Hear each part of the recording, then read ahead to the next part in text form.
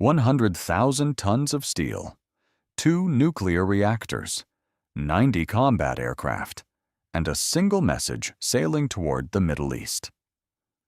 Don't test us. When the United States redeploys a supercarrier like USS Abraham Lincoln, CVN-72, it isn't just moving a ship. It is repositioning a floating city, a sovereign airbase, and one of the most powerful symbols of American military reach on the planet. But why now? Why this carrier? And what does its arrival near Iran really mean? Tonight, we break it down, step by step. What makes this ship a moving fortress? To understand the signal being sent, you first have to understand the weapon itself. The USS Abraham Lincoln is a Nimitz-class nuclear-powered aircraft carrier, a warship so large it displaces nearly 100,000 tons when fully loaded.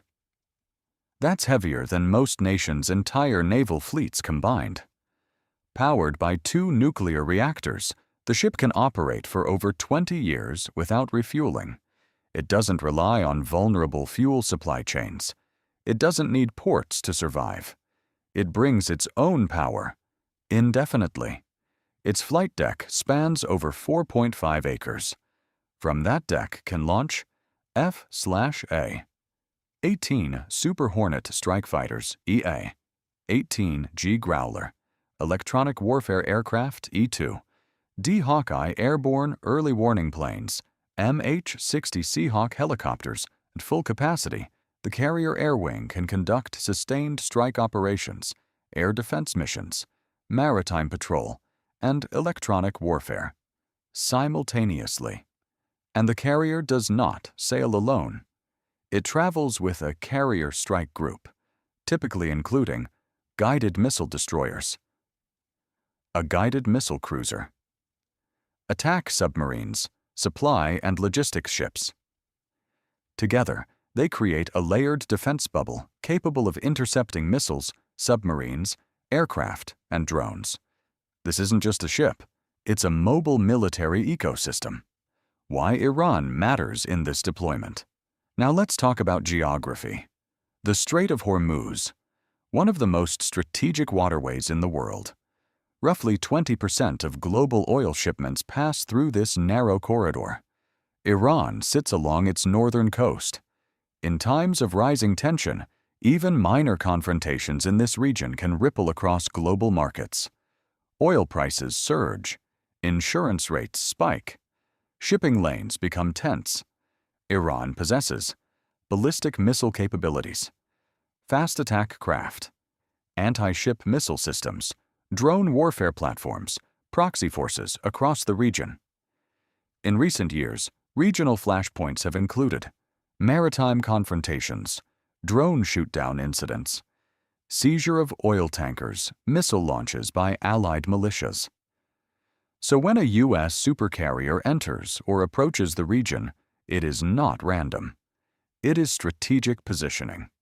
It serves 3 main purposes: deterrence, showing overwhelming capability to discourage escalation; rapid response, enabling immediate air operations if necessary; reassurance, signaling to allies in the region that the U.S. remains engaged. This is military diplomacy, performed with steel and jet engines. Deterrence, signal or preparation. There's a critical distinction between war preparation and deterrent signaling. Deterrence works on psychology. It says, we are capable, we are present, we are watching. The presence of USS Abraham Lincoln changes the military balance instantly. With a carrier strike group nearby, the U.S. gains continuous combat air patrols, missile defense coverage, electronic warfare suppression capabilities, deep strike precision attack options. But here's the key. Carriers are expensive to deploy. They are not moved casually. Their redeployment often coincides with intelligence assessments, regional instability, or allied security concerns. However, deployment alone does not equal imminent conflict. Historically, carriers have frequently served as stabilizing tools, preventing escalation by making the cost of aggression clear. In many cases, the most powerful weapon is not fired. It is seen. What happens next? The arrival of a nuclear-powered supercarrier near a flashpoint always reshapes calculations. For Iran, it means increased surveillance, reduced operational freedom at sea, heightened international attention. For the United States, it means forward positioning, enhanced strategic leverage, increased risk if tensions escalate. But here's the bigger picture. Aircraft carriers are not just war machines. They are political instruments.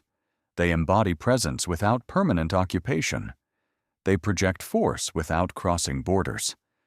They influence decisions before shots are fired. The USS Abraham Lincoln is more than 100,000 tons of nuclear power.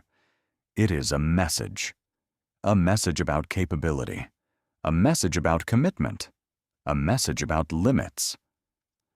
Whether this deployment cools tensions or becomes part of a larger escalation depends not just on military strength, but on political decisions made far from the ocean. And that's what makes this story so important. Because sometimes, the most powerful battles